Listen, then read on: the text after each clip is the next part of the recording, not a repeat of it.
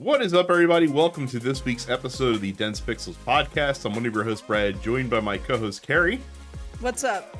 We actually have some games to talk about this week that we've been playing. We get to talk about some good news when it comes to money in games, and we get to talk about some really bad news when we're talking about money in games. Bit of a mixed bag this week. But Carrie, tell me. So I've heard mixed things about Dawntrail, Final Fantasy XIV Dawntrail, the new expansion. Sure. I think it's great. I've been playing it since it hit early access a couple weeks ago. Because I pre-ordered it. And that's what happens when you pre-order it. You get to start playing it a little early. I like it a lot. Here's the thing: is a lot of the criticism that I'm seeing comes from the fact that I think a lot of people who aren't liking it seem to just expect the Warrior of Light to continue to be the central focus and the main character and the driver of every single event. And that's not really what happens in the story of Dawntrail. Dawntrail, you are a participant sort of in someone else's story, which I like, because what else are you supposed to do after you literally defeat the embodiment of like all despair in the universe at the end of all time? Like what happens after that, right? Like you sort of become like a demigod. You've taken down multiple primals, you have fought multiple gods, you have crossed into other alternate universes. So like what do you do after all of that, right? Well, it's time to relax. We're sort of you go on vacation. Yeah, it's a soft reset. A tropical getaway. Yeah, exactly. You go to a new world of Tuliolol. You make some new friends. You get involved in some of their nonsense. But yeah, and ultimately there's still some sort of like major events that happen after the sort of vacation kind of is over. I'm not going to get into story spoilers and whatnot, but the back half of the Dawntrail storyline is very much like, oh shit, things went really sideways. Like, uh-oh. But yeah, so instead, the main character of the story is instead Wook Lamont, who is she's a female Hrothgar. She is vying sort of for the throne of Tuliolol. There's this rite of succession that involves these 7 different kind of trials, basically, that she and the other folks who are sort of vying for the throne have to go through. And you're basically supporting her as she, one, comes into her own, and 2, becomes worthy of ascending to the throne. I've heard I had a buddy of mine compare it very favorably to the story of Elder Scrolls Oblivion, which again, it's like you are not the main character in Oblivion. You're supporting someone else as he sort of discovers who he is and ascends to godhood in order to prevent the end of the world. And it's very much like that. It's a very Oblivion-like story where you're there and you are participating and you are forging a really deep connection with the main character of this story, but you are not the main character. And I think that's what's really pissing a lot of people off, is they're like, oh well, it doesn't feel like anything I'm doing is important, kind of thing. Well, it's like, no, it doesn't have to be. It doesn't have to be a well-written story. It doesn't have to be in order to be a fun time. So yeah, I don't know, I like it a lot. I like Wook Lamont a lot. I think a lot of what I'm seeing as far as the backlash is driven by the fact that, 1, Wook Lamont is a female character, and 2, she is voiced by a out trans woman. Mm-hmm. So you have the fucking Gamergate dorks just being upset that that somehow Final Fantasy XIV, a game that has allowed gay marriage before it was fully legal in the United States, is somehow woke for having a woman voice a female character. um you know as it goes, what else would we really expect from it? But otherwise, I like it a lot. I like the new zones a lot. I like the storyline a lot. I haven't dabbled with the new classes yet, those being Viper, which is a sort of twin blade focused speedy melee class. and Pictomancer, which is a caster DPS class. I don't fuck with the caster DPSs anyway. I Mhm. just not my thing. I don't care for it. But I'll probably try Viper at some point. I'm a tank main, so I'm a little more focused on getting my preferred classes up to level 100 first before I start fucking with the new stuff. But yeah, I think it's great. I don't need everything to be like world ending, universe shattering stakes every single time. It's like we got to the end of the Heidelin and Zodiac story arc. That's what Endwalker was. That was the conclusion of one story. And now we're hitting that sort of soft reset point where the characters are still here and they're still doing their things, but it's time to sort of like reground everything in order to presumably then build it up again. So yeah, is Dawntrail the best expansion? No. I would say, overall, I think Shadowbringers and Endwalker, both in terms of the overall story and whatnot, were a little more impactful overall. But you wouldn't have gotten to the point of those stories being so impactful if not for the previous three expansion packs that came before it, those being A Realm Reborn, Heavensward, and um uh whatever the fuck the third one was. It escapes my mind because it wasn't good. um Shadowbringers? no, Shadowbringers is the fourth one. Oh, okay. Shadowbringers is good. Shadowbringers, Endwalker, Stormblood is what is escaping my brain currently. Stormblood sucks. Look, Dawntrail for me, it still ranks pretty high. I think it's a lot of fun. It's very different. Um if you're into FF14, and we're a little wibbly on picking up Dawntrail, give it a shot. I think it's totally worth it. And if you haven't played FF14, there's really there's really no bad time to start. You would have to get through like a lot I was about to of say, but I mean, if story. you have 300 spare hours at this point Yeah. It's to slog it's a your way lot. through all the story that's been led up to this point, then there Mhm. you go. Yeah, but I don't really understand the backlash. I do think it's people just sort of expecting themselves to continue to be the center of the universe, and Dawntrail does not center around the Warrior of Light, therefore people are zesty about it. How But much can you play for free? Well, not free, but currently, how much? Yeah, how much can you the play just by buying Final Fantasy 14 right now? well, so they do have the free trial, which Mhm. does not require you to have to pay anything. I thought you had to buy the Um, game at least to get that. mm-mm, No, okay. nope. So the free trial of Final Fantasy currently includes all of A Realm Reborn, plus it includes Heavensward and Stormblood. Hmm. So you basically get half of the FF14 franchise for free if you just want to play the free trial. There are limitations on what a free account can do. There are different level caps for free accounts. Like you would not be able to get a character to level 100 because you haven't paid for the Dawntrail expansion, right? Um, but and there's other restrictions I forget as far as like joining parties and stuff like that. Hmm. But like you have access to, I would say, most of the Final Fantasy 14 experience for free. Um it's probably, and it's unlimited play. It's not like a 30-day Hmm. free trial or a 60-day like a lot of MMOs will do. It is an unlimited free trial. I mean, Um certainly enough to know whether or not it's something you want to invest money into yeah, or not. So, absolutely.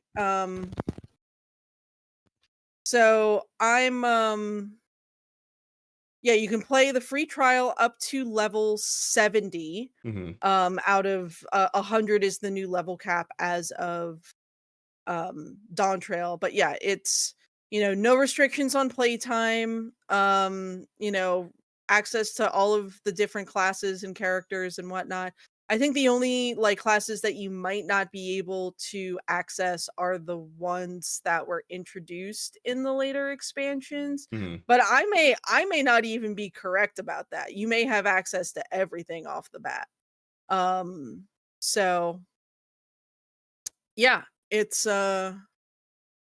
it's probably the best free trial of a game out there, given that you could put probably several hundred hours into it without having to pay for anything. Yeah, So, for sure. I mean, and again, that's always been the trick with MMOs, right? Is that, if you're not in relatively early, it becomes a almost insurmountable time and financial hurdle to kind of get over. Because it's very rare that MMOs do like great entry points that just don't yeah. cost money for you to just skip content that would be helpful if you care about the lore and the story and stuff like that. So yeah, that is a pretty good deal. Look, had I time, I'd love to play Final Fantasy XIV for free, but I have a mighty backlog that I've been slowly chopping down. Um, I'm going to talk about another game later in the show. But I've started playing Tunic, which was on my Okay. list, and I haven't played enough that I can really discuss it. I will say that the game, first of all, if you heard you were put off, because I know a lot of folks that played it said it was like supremely difficult. It's not as hard as people were saying, at least not my estimation. Like, I was going into it looking for something that's like, people are like, oh, it's like isometric Souls. It's not quite at that level. It's a little bit more. I mean, it's definitely tougher, I would say, from a combat standpoint than your average like Zelda game, but it's not quite to the level of like a Souls. And the game just feels better to play than I anticipated it being. It's the controls are really responsive. Um, they're not really janky. The only jank is if like the lock on system, if there's multiple enemies, that can be a little weird. But for the most part, like it's smooth to play, and I really am enjoying the central conceit about Tunic, which, if you don't know, when the game starts, they don't really tell you anything. You kind of have to they give you very minimal tutorial, and as the game goes along, you're collecting pages of this NES style game manual that lives within the game. And the game manual will like give you hints and tricks and teach you new abilities that you didn't know you could do, even though technically, from a control standpoint, you could do them from the get-go. You just didn't know how to do it because there was nothing to teach you. So it's a very very clever way to add new layering to the gameplay and stuff like that. But again, I've only played a couple hours so far. I'd like to play more before I really get into it. But there's another game I've been playing many more hours of that we'll circle back and talk about after we do the news segment for the show. We're not far enough in for a break yet, so let's just start diving into the stories here. It's there's two layoff stories this week, both of them coming from just the shittiest companies in the gaming industry, probably right now, the two worst. Yeah. Surgent Studios, who are the developers of the recently released Tales of Kenzara Zao, have laid off a dozen people from their studio, even though their new game just came out a little while ago. I don't know that the game's sales lit the world on fire, even though the game was reviewed pretty well. This was, of course, an EA Originals title, so published by Mhm. EA. So we should not at all be surprised that unless they really came out of the gate swinging, that this was an inevitability. And then our good friends over at Embracer are back in the news this week because longtime and beloved by many studio Piranha Bytes, who made a lot of kind of like B-level action role-playing games over the years. So if you've heard of like the Gothic franchise or the Risen franchise, or more recently the Elex Mhm. games, they have been shut down because the Embracer Group was looking for to sell them to a new studio, and they could not do that, so they decided instead to just close the studio down. The studio is almost 30 years old. They started back in 1997 when they first opened their doors. Two folks from Piranha Bytes have already stood up a new studio called Pithead Studio, and because they left back in November of last year. So I'm hoping that Pithead can pick up where Piranha Bytes left off, because again, their games are kind of like cult favorites by a lot of folks. Many folks in the CRPG realm do like themselves a Piranha Bytes game, kind of beloved, even though they're a little janky sometimes, or not always the most polished Well, piece of game design. sometimes there's charm in the jank if Yeah, Bethesda's success is to be believed. Um, I obviously this sucks. It sucks to see a studio that just released a game that's pretty good. yeah. The Tales of Kenzera team have to lay a bunch of folks off. My boyfriend's been playing that a lot as of late. I think after hearing Micah talk about it on the show. I um think that game might have been a little hurt by the fact that Prince of Persia Metroidvania came out a few yeah, months before and was as good as it was. Um, Unfortunately, there's only so much space in the marketplace at one time for games that are of a similar ilk, and I think that unfortunately some yeah. of the luster was taken off of Tales of Kenzara. For sure. And then I guess the other thing is I'm simply sad to hear that 1997 is almost 30 years ago. It is true. It is true. Hurts It's hurts me deeply. it's well, so it's funny. I got the there's a book that was put out. I need to find the name of it real quick. So pardon as my screen goes slightly dark for a second because of my dark backgrounds. Where is the book? I'm gonna credit it properly. That I just ordered. A handheld history, a comprehensive celebration of handheld consoles and their iconic games, from indie journal publisher Lost in Cult. I just cracked into this. I received it a couple weeks ago, and the first section that they talk about is going through all the like the Nintendo handhelds. And again, like talking about like the Game Boy Pocket and the emergence of Pokemon on the market and stuff like that. And from a gaming standpoint, that feels ancient to me. And that was around the same time period of just merely Mhm. 30 or so years ago, where that stuff really was planted. So we're getting old. Yeah. You're one of us now. I've Old been one of you. old and watching time just passing by Yeah. fast.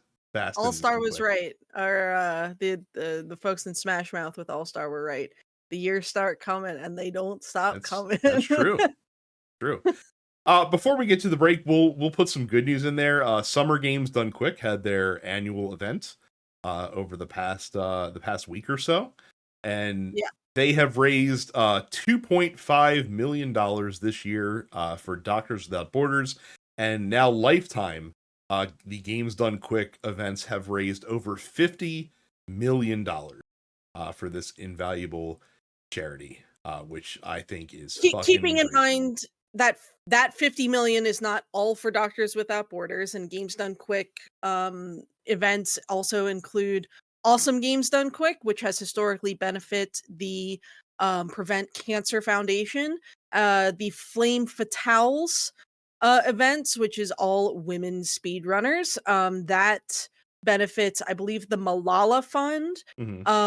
And they've also done other Games Done Quick, sort of like weekend marathons for things like hurricane relief and typhoon relief. I believe they also did a one of the smaller events benefit earthquake relief in Japan within the last decade as well, following one of the major earthquakes there.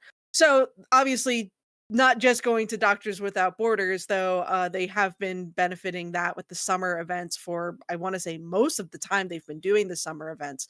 I'm a big fan of GDQ. I watch all of the events whenever they come up. Mhm. I am not a speedrunner myself, but I love seeing games get turned inside out, or simply played at a level that I will never be able to play. Um, so yeah, 50 million is huge.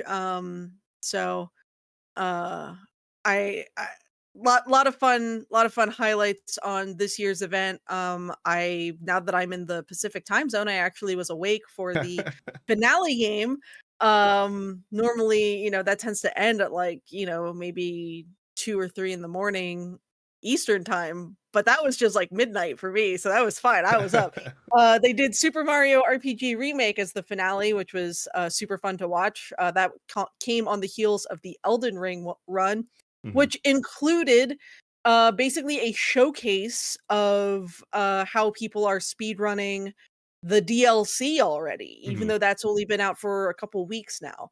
But as the link in the show notes makes note of, the highlight, I think, for basically everybody was Ken Griffey Jr. presents Major League Baseball as speedrun by Peanut Butter the dog, who won the Mariners over the Twins on a walk-off 2-run home run in the bottom of, I think, the 12th inning in game, but still finished under estimate in spite of the game going into extras. Yeah, so for those that don't remember, we talked about it a couple months ago on the show. Peanut Butter the dog went viral by completing setting the first speed run by a dog in, I think, the Rob the Robot game, whose name escapes me, like Gyro, I think it's like Gyro something or other. That whose owner taught him how to play it by bribing him with ham. And I guess his owner has also taught him how to play Ken Griffey Jr. Presents Major League Baseball because he hit a home run with Ken Yeah, Griffey Jr.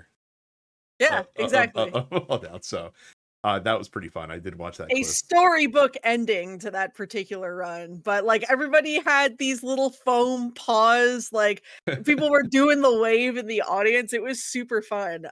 So I'd like to know huge fan of who that. was doing the fielding for the dog, or was Um, he just batting? I honestly, I don't know. I only caught the end of it. Um, I might but have to watch that whole speed run just so I could be humbled yeah, by it's a only a dog. half hour. It's only Yeah. a half hour. It's I mean, I Um, used to be really good at Ken Griffey Jr. Presents Major League Baseball, but of course that's when I played that game all the time when I sure. was 11 years old. Um, but I'm not as good now. Like whenever I fire it up on an emulator, it's embarrassing how bad I am now at that game. So Well, so yeah, I can't wait to get humbled by a canine. That'll be a lot of fun for me. We'll take a quick break. We'll be back with some more news, and then we'll talk about the game that I've been playing over the last several days. Just when you thought that game companies could not find ways to be greedier, especially when it comes to live service games, here's EA coming along to just find new and exciting ways to just bilk players for money. So Respawn Entertainment came out, and they've announced that with the upcoming Season 22 for Apex Legends, they're going to be changing up the Battle Pass experience a little bit. So typically, in Apex Legends, every season there is a battle pass. As battle passes go, there's a free battle pass that has much less desirable rewards and has rewards that are spaced out much further and require a bit more grinding. And then there's also a premium battle pass that gives you a lot more rewards that are typically more desirable as you go through this progression. And the Apex Legends battle passes have cost $10 in the past, and they had 110 levels. And Apex or Respawn has said, "Hey, you know, it'd be better than one battle pass every season. How about two battle passes every season?" So now, instead of one 110 level battle pass, we are going to see two 60 level battle passes released. One at the beginning of the season, and one at the middle of the season that'll be releasing. And if you think, oh, if the battle passes are half as long, they'll be half as much, right? Oh, dear listener, no. you are sadly mistaken.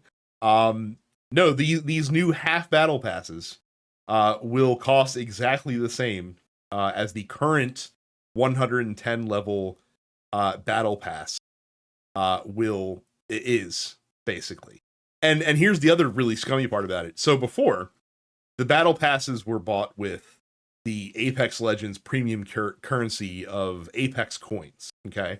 And so kind of the key was, and it's generally cool when titles do this, is that if you buy the premium battle pass, one of the rewards that you'll get as you progress through the battle pass is this in-game currency. And typically, maybe not typically is probably a stretch. Sometimes games are generous enough to offer enough currency in the battle pass that would pay for another battle pass. So basically the kind of logic is you pay for it once, and as long as you play through the battle pass and level it up all the way, you will constantly be able to buy the next season's battle pass for free using the currency that you farmed from the current battle. So in that respect, like, it rewarded you if you actually played the game, which makes a lot of sense. Some companies don't do that. Diablo 4 is a great example, who give you like enough premium currency to buy 65% of a battle pass, but not enough to buy a whole battle pass. But Apex Respawn has decided that they are moving away from this currency just for the battle passes specifically. That they are going to require players to pay for the battle passes with real money, as opposed to being able to pay for them with the Apex coins. And instead, the Apex coins will exclusively be used for I think it's loot boxes that you can buy, or maybe you can buy direct things with Apex coins instead. So basically, players are getting half as much, or well, they're being forced to pay twice as much for the same amount of content. Now, I understand why they're doing 2 battle passes. It makes sense. Typically, with live service games, when a new season rolls out, you see a lot of player re-engagement. The whales that, they'll buy your battle pass, your players will, but then once they exhaust the battle pass, it's not uncommon for those players to drop off until the next season. I do it now with Diablo 4, where Diablo 4 comes out, and I play the seasonal content. I don't buy the battle pass for Diablo 4, but I play through the seasonal content, and then once I've achieved everything I want to, I let it, lie low for, until the next season comes out. Just makes sense. There's other games I want to play. So I understand putting out a second battle pass mid-season to re-engage your players and have them come back halfway through, or ideally never leave. If you're really fortunate. The fact that you're putting 2 battle passes out there and they both cost the same and they're literally giving you half the amount of rewards is absolute and utter bullshit. Yeah, it's pure greed. It's pure, unadulterated, unfiltered, capitalistic greed. Yeah, again, I understand wanting to keep your player base engaged, but if you're going to do that, like, why not make it half as much? Because from my perspective, then it becomes almost more of an impulse purchase for people who might not have been buying it in the first place, right? Because then it becomes, if it's like, oh, it's only $5, I'll pay $5. If they weren't going to spend 10, but they might spend 5. Right. So you might have made more money just by cutting the price in half and have it be 2 season halves, basically. But no, they wanted to double dip. Mm-hmm. And here we are. Well, and here's the thing. Like, I'm pretty sure they knew that this was not going to be met with overwhelming approval from the player base, right? And so I'm sure they went into this and they said, let's weather the storm and let's see where we end up. Let's try this for a season and we'll see what happens. And you can be sure that if the pressure campaign from players does not last, if there's a upswell of complaints and then it dies down and people just get with the program, you can rest assured that every other live service game who uses the battle pass model will look at this and look to do similar things, especially if the gamble to get players back halfway through the season as like a little mini seasonal update works for Apex. Like, if you see those numbers spike and then kind of trail and spike again mid-season and then trail, you're going to see other companies get into this as well. So I really hope that the Apex community continues being very loud about their distaste for this. As Carrie mentioned, it is simply pure unadulterated greed. There's really nothing, there's no benefit to players. It's just a benefit for EA's bottom line to try to rake in as much money as they possibly can from what is their, if FIFA's their golden goose, then this is their silver goose, I guess, Apex Legends, in terms of how much money it brings in. And FIFA, I guess you're kind of limited in how you can change FIFA right now. Like, you kind of have that model for Ultimate Team kind of firmly set in place. So they're seeing what they can do with Apex. And I guarantee you that this did not come from Respawn themselves. I guarantee you that this came from EA, or at least in a roundabout way came from EA. Is, hey, how can we make more money? How can we generate more revenue for this title? 100%. Yeah, it is disgusting. So I hope that those players continue getting real upset about it. In not as disgusting news, the game that I have been playing a lot more, that I've been meaning to boot up, and I'm glad that I waited for some patches and updates to roll through, has been Warhammer 40,000 Rogue Trader. This is the CRPG that came out last winter from Owlcat Games, who are the makers of Pathfinder, Wrath of the Righteous, and other CRPGs in the space. And I'm really enjoying this game so far. The game kicks ass in a lot of different ways. To give the kind of the background, so for those that are not familiar with the Warhammer 40K universe, rogue traders in that universe are kind of a unique people where they have the edict from the God Emperor to kind of do what they want. Like they can take these massive ships and explore the uncharted areas of the universe and claim planets and loot and stuff like that for the glory of the Imperium. And they're given a lot of leeway in a society where people are not given a ton of leeway. They basically have carte blanche to do whatever the fuck they feel like. They're shown deference by even like the upper military leaders inside of the Imperium and stuff like that when they roll up on the scene. Like, it's a pretty big fucking deal to be a rogue trader. The titles that title is usually passed down through inheritance, and that's how you find yourself in this game. You're invited aboard this void ship of this rogue trader from the Von Valencia's family, as you find out that you are a distant relative of her, and she's looking to check out her heirs to see like who the main person to succeed her should be. And as things are wont to do in the 40K universe, a heretic mutiny breaks out on the void ship and kills her, and you're the sole surviving heir, so you become the rogue trader in the game, and then it's up to you to kind of go on gallivant on these different adventures. It seems like there is a heretical plot kind of at the source of this game. I haven't gotten far enough in to really see what the whole shebang is about from a story standpoint.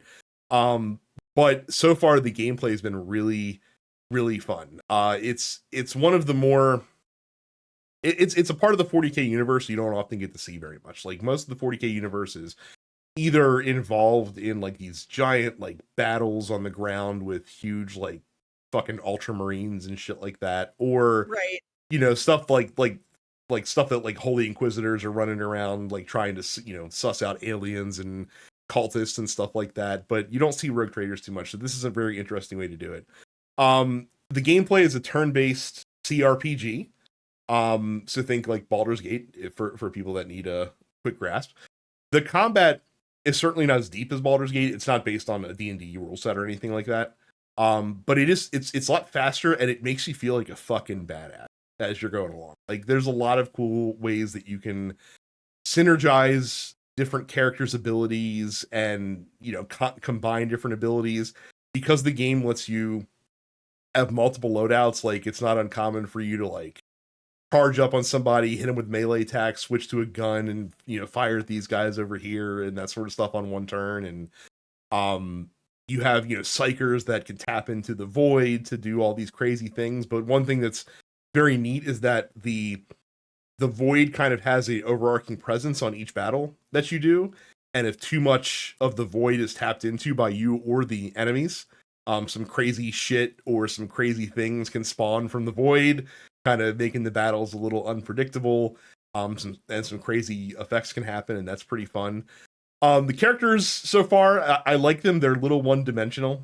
Like the battle sister, everything that you come across as you're walking around the world with her, that's that's from a cultist, is like, oh, like, glory to the Emperor, I will not let my eyes be defiled by this heretic blasphemy. Like, very, very 40K shit. But God, like I said, I've just really been enjoying it. It's the game's very snappy. you get a full like weird cast of characters that you get to go along with. Like there's kind of so far I have 5 people in my retinue, and they're all people that come from very different walks of life in the 40K universe. And you also can get to manage with the trials and tribulations of running a void ship. For those who don't know, like a void ship is a huge fucking space vessel that literally is crewed by like tens of thousands of people on the ship.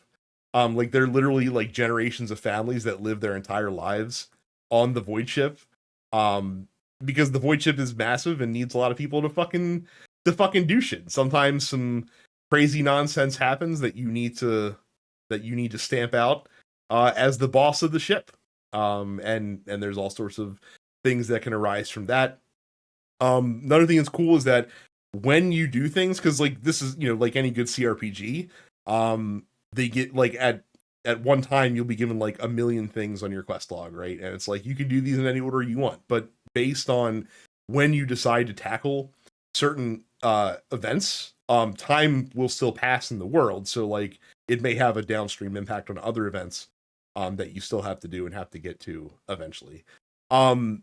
It's pretty good. Like I said, if Baldur's Gate 3 was your first CRPG, and you're expecting that level of like happenings and like the amount of impact you can have on the story, it's definitely not that. This is much more of a, you know, structured story. There's very little room to diegetically, you know, it like get involved and have crazy shit happen. But it's a cool, if you're a Warhammer 40K fan, I think you'd really like it. And still like just a really good CRPG so far. Anyway, I'm about 10 to 12 hours in. The game apparently can last over like 100 hours. So I still got a long way to go. But yeah, Rogue Trader, very good. They just put out a DLC for it that I'll probably end up getting eventually. But yeah, highly recommend if you're looking for another CRPG. And you don't, and again, if you haven't checked out Warhammer 40K, it's a pretty interesting universe to kind of to dig into a little bit. So the Warhammer universe is simultaneously, I think, really compelling and also terrifying and intimidating. yes. And it's something that I feel like I've always been very tangentially aware of between, you know, the tabletop end and then the video games and the other media and whatnot. I think it's all really compelling. I think the people who handle the stories for it really know what they're doing within those worlds. Um, but I also know that it is not for me. It's weirdly like it's a weirdly high fantasy setting, Yeah. but just in the future. Like also like you have like stuff that you can kind of as like a space guy, like there's a lot of stuff that I can grab onto. But if you're also into high fantasy, like you'll fit right into here as well. Yeah. Like people talk with that like affected like old English dialect in a lot of cases, and you know, things of that nature. So it's a cool universe. It's and like I said, Rogue Trader is an interesting way to get into it, I would say as well. Let's take our second break, and then we'll be right back with the Dense Pixels post op in just a second. So, if you are not a member of our Discord, you can go to densepixels.com/fans and join so that you can drop questions that we will answer every week in the Dense Pixels post office, just like C. Kent did, that asked if there is a game that you played but felt that if you had played it earlier in life, you would have enjoyed it more. I'm playing Bayonetta for the first time at 33 years old, and I think that I might have missed the window. For me, it's probably Kingdom Hearts. Simply because I didn't play through Kingdom Hearts, and keeping in mind that I played through all of 1, all of 2, all of Birth by Sleep, and subjected myself to all of the story explainers and cutscenes for the other between games. Um, and I was, you know, after putting like 85 hours into those games, I was like, I don't like this. Um, but I think if I had owned a PlayStation 2 in high school, when these games were coming out in the first place, I probably would have liked it a lot more, because a lot of my friends got into it in high school as those games were coming out. And I otherwise have very similar tastes to a lot of these people in terms of video games and media consumption in general. Now the only game that I played in the Kingdom Hearts series when it came out would have been the Game Boy Advance release of Chain of Memories, and I liked that well enough. I just thought that game wasn't very good in terms of the gameplay, but I liked the story and the characters. I think the problem with playing through those games when I was 30 was the fact that as someone who has a master's degree in professional writing, I could see very clearly that those games are written like dog shit. So I just really couldn't get past a lot of the very clear making shit up as we go along kind of stuff and retcons out of nowhere. There's a lot of story holes. Um, so I couldn't get into it on the story end as an adult, and I also really couldn't get into it fully on the gameplay end as an adult because I know what a good game feels like, and Kingdom Hearts 1 does not feel like a good game by today's standards. So it's for me, it's Kingdom Hearts. I mean, for me, this day and age, it's really any competitive first-person shooter that comes out. I had lots of time for those when I was younger. I do not have the time or the inclination to play those games now. So and even if one is like the flavor of the month, that comes along and kind of blows everyone's socks off, I'll still usually play it, but I'll play it for a couple hours and then I'll usually put it down and never return to it. Like Halo Infinite's a game that like I really enjoyed the little bit of multiplayer that I played of it, but it did not last for me because I'm just like, I don't have time to sit here and fucking just grind out playing FPS stuff. Like, get the fuck out of here. So that would be Overwatch is probably another one in that same boat. Younger me probably would have dined out on Overwatch. Older me does not have the time to fuck with that. So that's the one for me. Mm-hmm.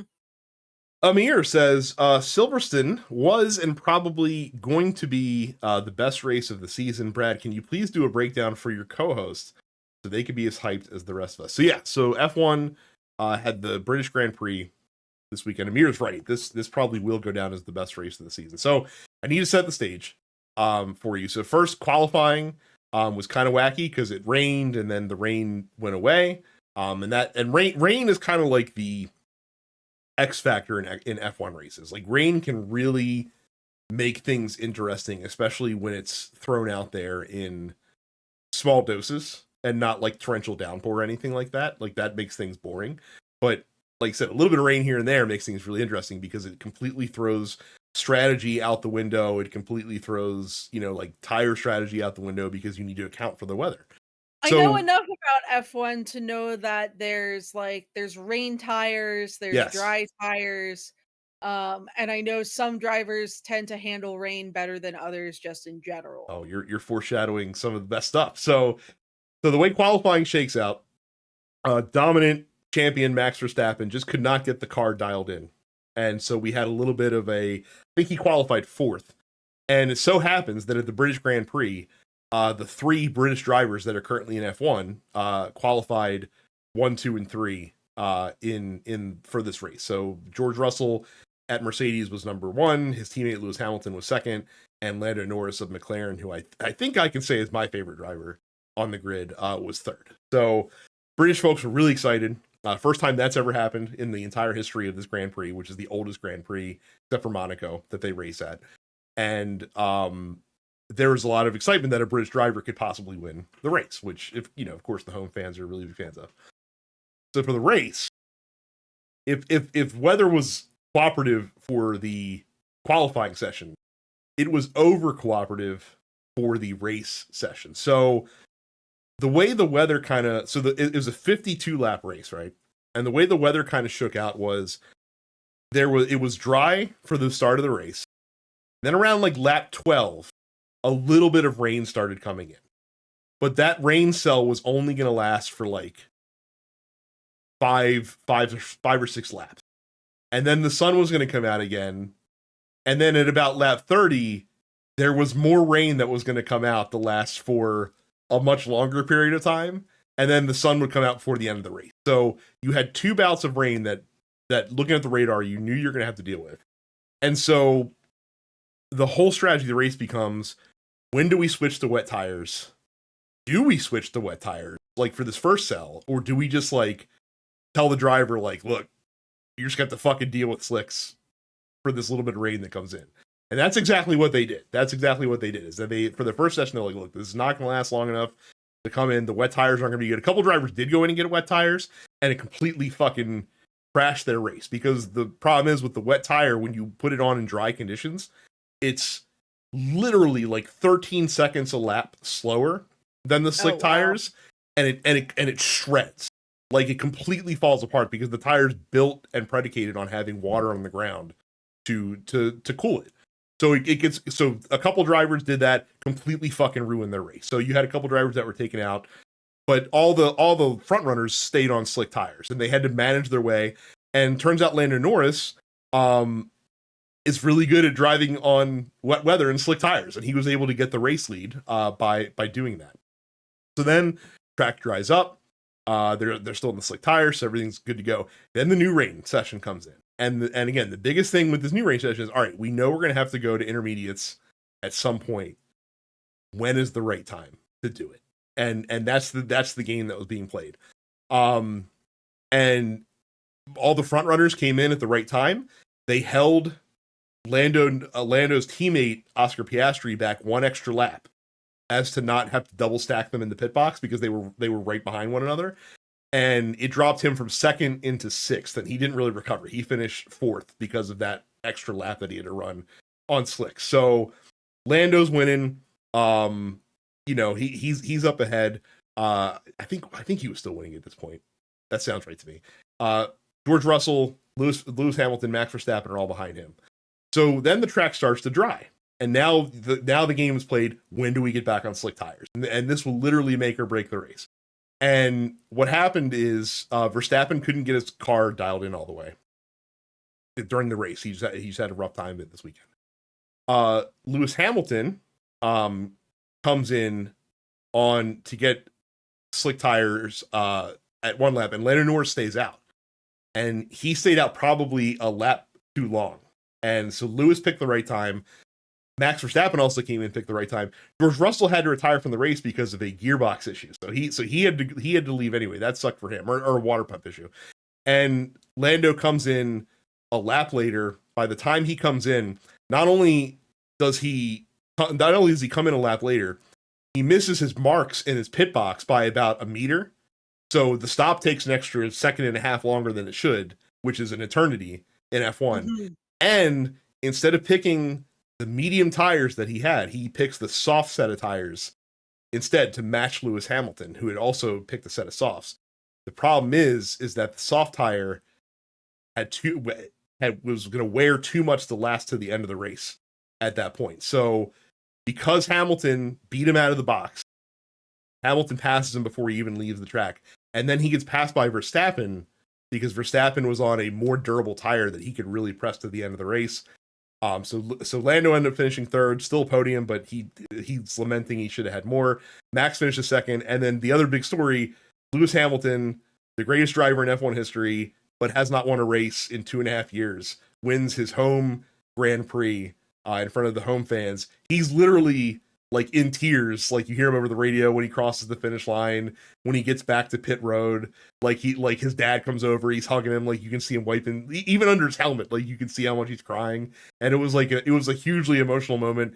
Everyone kind of really likes Lewis Hamilton, so like even though he's the rare like dominant champion that everyone still kind of likes, because he's not a piece of shit, right? Like he's not an asshole. He still has the like aura of being humble. And the fact that he hadn't won in so long was like, everyone really wanted to see him win. And for him to win this race specifically, and the way that he won it, was just very cool. So yeah, Amir's absolutely right. This is probably going to be the best race weekend that we get. And again, I would say, even if you're not an F1 fan, go to the F1 YouTube channel and watch the highlights of the race. And you'll kind of get an idea why we all like this stupid speedy race car sport that we like. Look, here's the thing.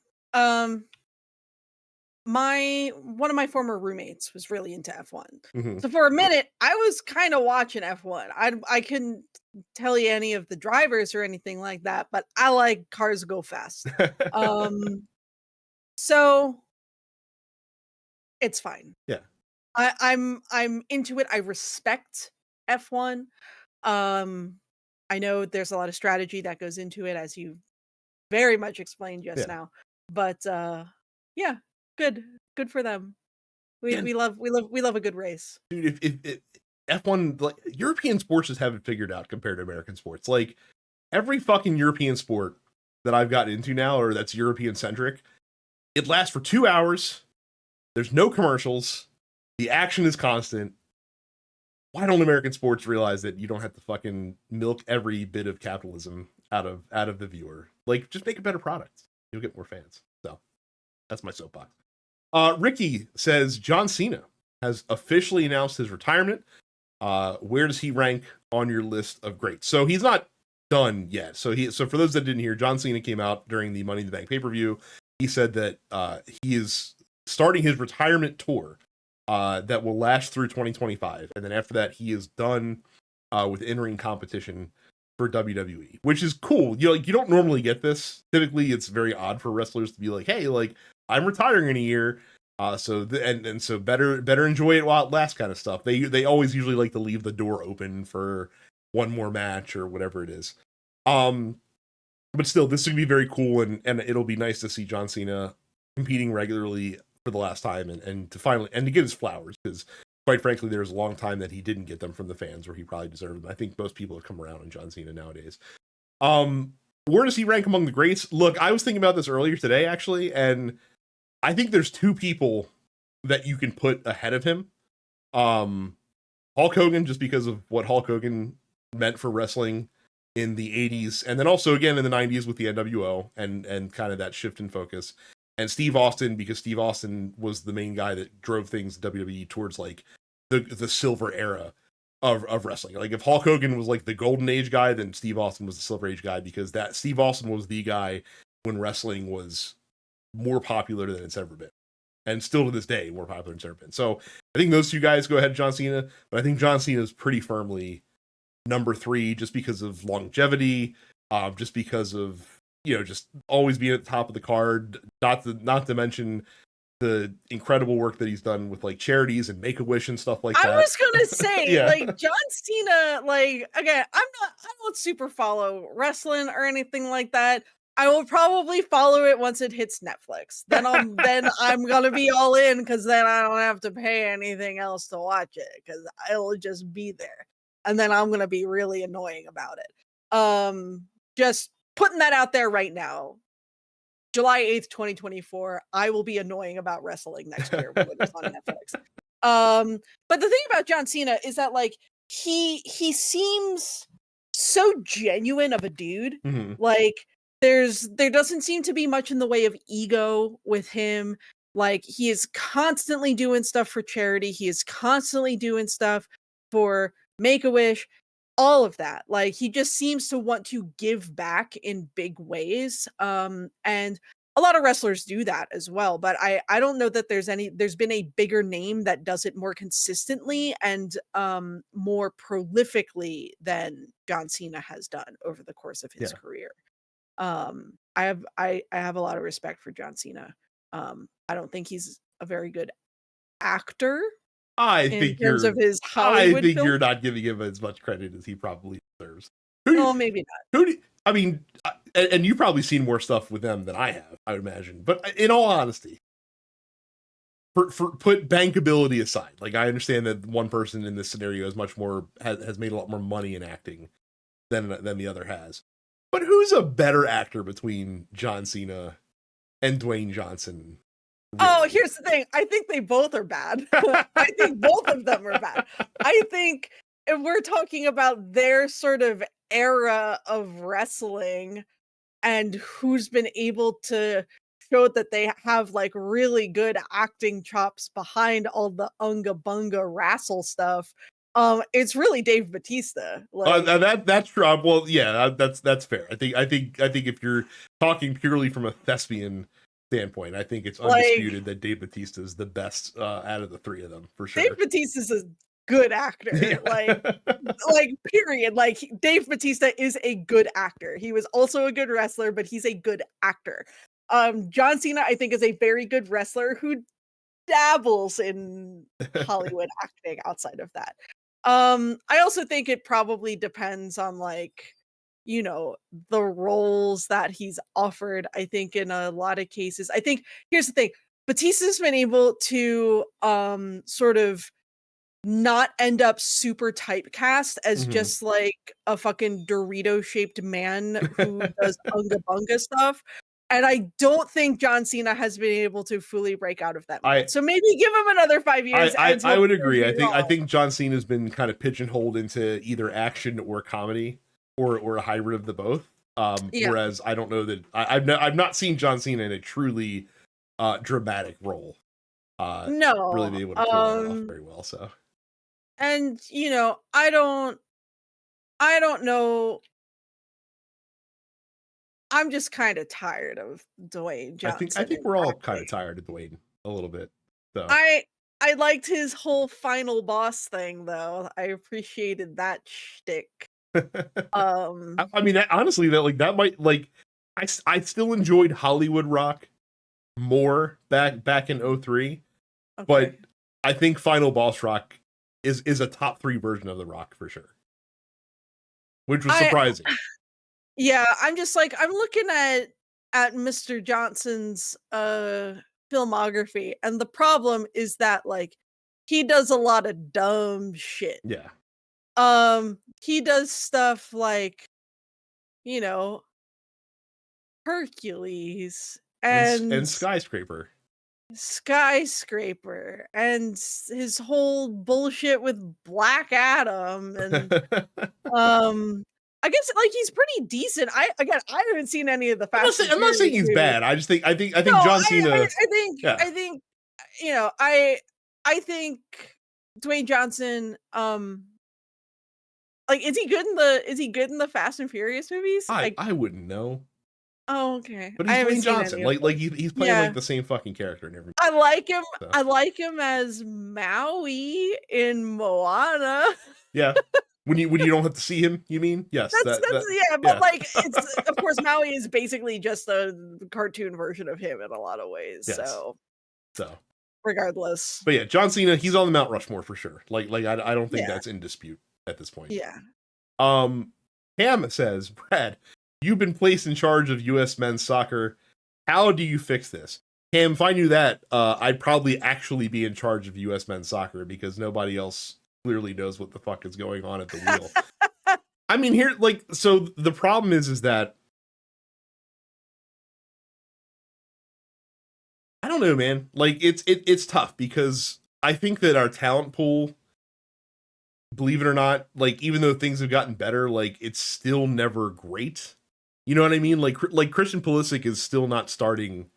Like he's the US's best player, and he's not starting for a major club team currently, and has not been able to stay. Like he was at Dortmund, he did pretty good. They sold him to Chelsea. He didn't do jack shit, and now he's at Milan. He can't even get like a starting spot in like a top European league. That seems to be a fucking problem. Um, Tyler Adams is really good. He's probably gonna be the dude that's leading the team long term for a while. But they just need. It's not just the coaching though. Like they need to fix the situation at the top of U.S. soccer as well, and have it trickle down from there. I think they need to change their style of play a little bit. I mean, U.S. has typically been a conservative style of play in soccer, and I don't think that's going to get you far, especially because again, other countries in CONCACAF are playing a much more aggressive style of play, and they're having success. I don't even like if the World Cup wasn't in the U.S. coming up, like I don't know if we qualify. Honestly, don't know right now if that would be in the cards. Like that's kind of where U.S. soccer is at this point in time. So yeah, if I had the answers, they'd probably hire me because Lord knows nobody else does. So there's my answer there. Johnny says I was bored. So which spicy take do you agree with? Take number 1. Metroid Zero Mission is better than Super Metroid. Take number 2. Wind Waker and Twilight Princess is a better Zelda combo than Ocarina of Time and Majora's Mask. Take number 3. Final Fantasy X is in the top 3 mainline Final Fantasy games. And I'm assuming for that we can take out 11 and 14. That's what I'm assuming. Yeah. Yeah. I'm I gonna think go with number 2. yeah, I two think is the one that I agree with the most, but I don't think any of these are that far out of pocket. Yeah, I don't know that any of them are super spicy. Yeah. I would say I agree the most with 2, mostly because I don't agree with 3. Um, But I think you can make an argument for Final Fantasy I X think you being in the can. top I 3. think you can. I think you can. Depends who I you talk think to. it really does depend on who you talk to. Um, 10 is not for me. It ranks kind of middle of the pack for me in terms of like mainline single player Final Fantasies. Um, uh Yeah, I think the Wind Waker Twilight Princess being a better Zelda combo than Ocarina of Time and Majora's Mask, I think that's really valid. Mhm. I think the fact that you have more people clamoring for Wind Waker and Twilight Princess to be put on Switch than you do for like a new Ocarina of Time and Majora's Mask Switch remake, I think that says a lot. Yeah. I'm kind of surprised. Like I saw this question come in and I kind of thought about it. I was like, why aren't people asking for like an Ocarina of Time and Majora's like super HD remake? Like Yeah. if these games are as good as people tend to say they are, and I will say that they are influential, I don't know that I would say they're necessarily good by today's Yeah. standards. I mean, But I'm people on people record as really saying that I want think Ocarina is the most overrated game in Zelda. It is the Final Fantasy VII it of Zelda is. games. Ocarina of Time is the Final Fantasy VII of the Legend of Zelda franchise. Yeah. But the difference is that, again, you don't have people clamoring for an Ocarina remake in the same way that you have people clamoring for, Wind Waker and Twilight Princess to get ported/remade for Switch. Um, so yeah, I'm inclined to agree with that. As for Metroid, I don't play Metroid because I'm bad at those games, so I will let you handle that one. I mean, I think that Metroid Zero Mission is a better game from a gameplay standpoint because it had the beneficiary of getting refinements and tweaks for over multiple years. I think Super Metroid's still the better game overall when you combine the story, the atmosphere, the gameplay, the looks, that kind of stuff. But I mean, Keeping in mind, of yeah, course, for anyone listening who isn't aware, Metroid Zero Mission is a remake of the original NES correct. Metroid Yes, for but Game Boy yes, Advance. yeah, Yes. yes, but done in a 16-bit style. And again, Yeah. Metroid Zero Mission is still fucking great. Like Yeah. I would argue that Metroid Zero Mission is probably my favorite 2D Metroid to play. But I don't think it's a better game than Super. So. Film Wanderer asks, what is a game soundtrack that you always put on blast around traffic? Like if I'm stuck in traffic or if Mm-hmm. I'm driving Or just fast. whatever. Uh, I guess it you could be know, both. look, as a individual who spends a lot of time rearranging, orchestrating, and covering video game music, I accordingly listen to a lot of video game music in the car. I think the Sonic Adventure 2 soundtrack is a great highway listen. I think that's a great anytime listen, but it's especially a good highway listen. I don't know. I listen to a lot of stuff. Let me look through my Spotify and bring up what While you're digging soundtrack. there, I mean the soundtrack that gets the most play for me in the car at this point is the Persona 5 soundtrack. So That's valid. yeah. Yeah, that's legit. What have I been listening to? Um, I have been listening to Hades, Paradise Killer, Stardew Valley, the Paradise Killer B-side soundtrack, um, Sonic R, Shin Megami Tensei 5, Shin Megami Tensei 3, um,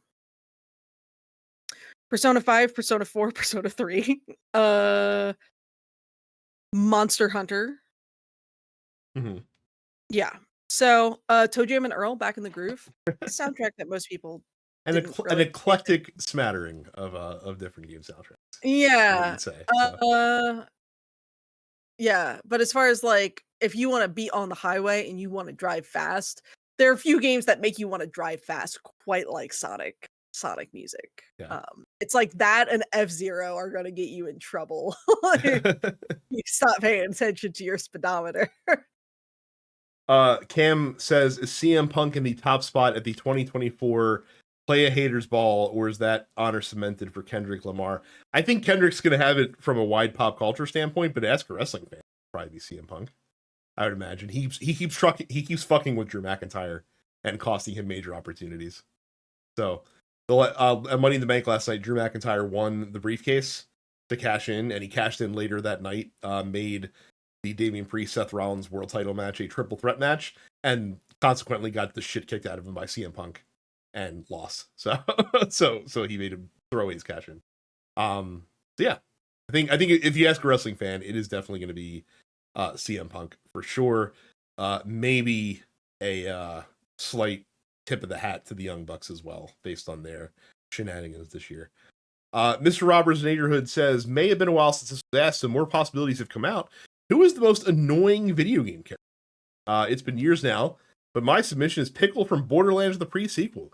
Little cockney fuckhead you crisscrossing the map for next to no reward, and that voice just irks me. Who is the most annoying?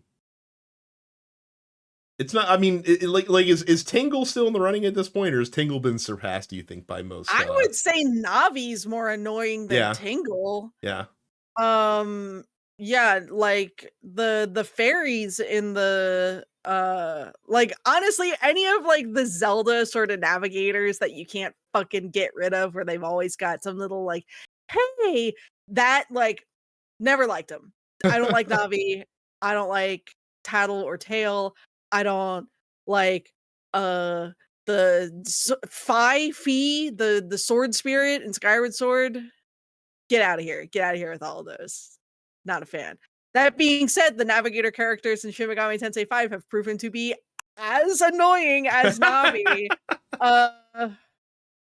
The little, so I guess recent history for me, the little the little warden girls in Persona 5, whose names I don't remember. Justine and the other one. Oh, you don't like the Velvet Room attendants? They're very annoying. I love the Velvet Room attendants. They were much more tolerable with what happens to them later in the game. But yeah, I like them a lot when it's the two of them though. Yeah. I think I honestly think Futaba is a little more annoying. I was going to mention Futaba as well. Futaba's Persona 5. Pretty annoying. Yeah, not a fan. There's something about Futaba in particular that I just don't like. Cuz you get those same kind of navigator characters in the other personas as well, or at least in 3 and 4. I really like I like Fuka a lot. Fuka's who I romance when given the chance. You know, I like her. I liked Rise. Rise can be annoying, but I liked her more than I liked Futaba. Yeah. Who else have I thought recently was kind of obnoxious in games? I'm drawing a blank. I mean, if I can come up with a classic though, for those old school Pokemon fans, I must spring up Youngster Joey. Well, let's speak of this book. A Pokemon question. Next, Ejac says, if you were a Pokemon gym leader, what type would you specialize in? Bug. I would probably go with Dark. Okay. And Johnny will answer for Micah because Micah's not here, and I'm assuming this is what Micah would say. All dogs would be his theme.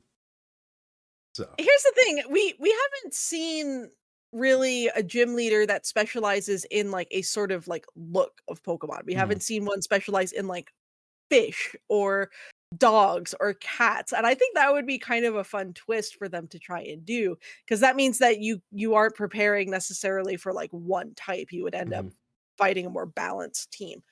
Yeah, I like bug Pokemon a lot. I don't like real life bugs. They don't pay rent. I don't want them in my house. but I like bug Pokemon a lot. Bunch of my favorites are bug types. I really like. I mean, Pinsir's my all-time favorite. But I like Leavanny. Um, I like Frostmoth. I like Volcarona. There's a bunch of there's so many bug types that have like a fun dual typing that you could still put together a fairly balanced team and still have it be all bug types. Yeah. So for me it would be bug. And finally, T-Wash says, what game style do you wish was copied more? I wish for more Mario Party style games for different series like Crash Bandicoot. I said it before, I'll say it again. What has happened to our beloved arcade sports titles? Where have they gone? And why are they not being made anymore? Probably because they don't sell. But I miss an arcade sports game. I'm just gonna co-sign that because I think in a lot of ways, you have indie games sort of picking up the slack where more major publishers have dropped the ball. Maybe 10 years ago, I probably would have said like farm sims, but now we have so many good you're eating indie well. farm sims. I'm eating well. Because Stardew Valley made a shitload of money, and everyone's like, we got to get ourselves on one of those. Stardew Valley's funny, that dude Eric Baroni, he made all the money in the world and literally just doesn't know what to do with it. I know in one of Jason Schreier's books, he has an interview with him and he's just like, I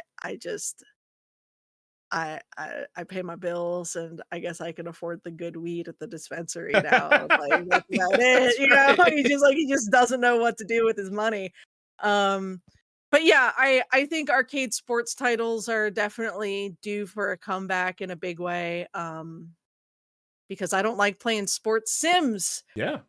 Because they're stressful and they're difficult. And they're long. They're long. That's the biggest problem for me is I used to play this all the time when I was younger. And I just don't have to play a sports sim if you play it authentically is like a lifestyle almost nowadays. And that's I only have room in my heart for so many of those. So yeah, I had to drop off. But yes, bring me back the licensed arcade sports titles and let us rejoice, for we have been missing them for many a day. That's it this week. Thank you guys. A lot of good questions in the post office this week. Again, don't forget, if you're not a member of the Discord, that you can join to ask us those questions that we get on the show. Don't forget to go to youtube.com /DensePixels and subscribe. Subscribe to all the TNP podcasts wherever you download fine podcasts, and of course don't forget to sign up for premium, just $5 a month at densepixels.com/premium to get all of the other TNP Studios premium shows that are on offer. That is it for us this week. Thank you guys very much for watching and listening, and we will see you all the next time. See ya. You're watching the Dense Pixels YouTube channel. Click the subscribe button while you're here and make sure you check out our weekly podcast where we discuss the latest gaming news and our impressions on what games we've been playing.